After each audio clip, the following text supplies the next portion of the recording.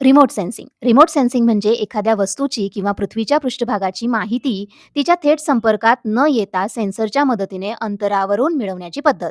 सोप्या भाषेत आपल्याला जे निरीक्षण करायचे आहे त्याला स्पर्श न करता उपग्रह, सॅटेलाइट्स किंवा एअरक्राफ्ट्सवर लावलेल्या सेन्सरद्वारे डेटा गोळा करण्याची पद्धत म्हणजेच रिमोट सेन्सिंग. रिमोट सेन्सिंगचे 2 प्रकार आहेत. ॲक्टिव्ह रिमोट सेन्सिंग आणि passive remote sensing. Active remote सेन्सिंगमध्ये सेन्सर जो असतो तो स्वतःची ऊर्जा वापरतो. सेन्सर पृथ्वीच्या पृष्ठभागावर एनर्जी जसे मायक्रोवेव्हज, लेझर्स पल्स पाठवतो आणि त्या एनर्जीचा परावर्तित सिग्नल मोजतो. म्हणजे डेटा मिळवण्यासाठी बाह्य एनर्जी सोर्सची इथे गरज नसते, कारण सेन्सर स्वतःची ऊर्जा निर्माण करतो.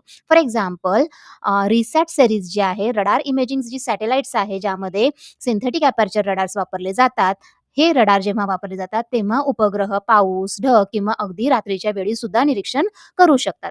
त्याचबरोबर लिडार सर्व्हे वापरताना लिडार म्हणजे लाईट डिटेक्शन अँड रेंजिंग जे आहे हे तंत्रज्ञान फॉरेस्ट मॅपिंग, रिव्हर बेसिन स्टडीसाठी वापरले जाते. हे सुद्धा ॲक्टिव्ह रिमोट सेन्सिंगचाच प्रकार आहे आणि अगदी सोनार तंत्रज्ञान सुद्धा ॲक्टिव्ह रिमोट सेन्सिंगचाच प्रकार आहे. सेकंड आहे passive remote sensing. Passive remote सेन्सिंगमध्ये सेन्सर स्वतःची ऊर्जा वापरत नाही. तो फक्त नैसर्गिक ऊर्जा स्रोतांवर अवलंबून असतो. मग नैसर्गिक ऊर्जा स्रोतांमुळे परावर्तित झालेली किंवा उत्सर्जित इमिट झालेली एनर्जी सेन्सर इथे मोजतो. सूर्य हा पॅसिव्ह रिमोट सेन्सिंगसाठी मुख्य एनर्जी सोर्स आहे. डे लाईटमध्ये डे टाईममध्ये सनलाईट रिफ्लेक्ट होऊन येणारे सिग्नल्स किंवा थर्मल रेडिएशन्स वापरून इथे डेटा गोळा केला जातो. फॉर एक्झाम्पल इन्सॅट सीरीजमध्ये हवामानाचे निरीक्षण व मान्सूनचे फोरकास्टिंग करण्यासाठी पॅसिव्ह रिमोट सेन्सिंग वापरले जाते. त्याचबरोबर रिसोर्ससॅट जे शेती, जमिनीचा वापर, पिकांच्या उत्पादनाचा अंदाज आणि त्याचबरोबर कार्टोसॅट सीरीज जी नकाशे तयार करण्यासाठी आणि अर्बन प्लॅनिंगसाठी वापरली जाते. यामध्ये सुद्धा पॅसिव्ह रिमोट सेन्सिंगचा वापर केला जातो.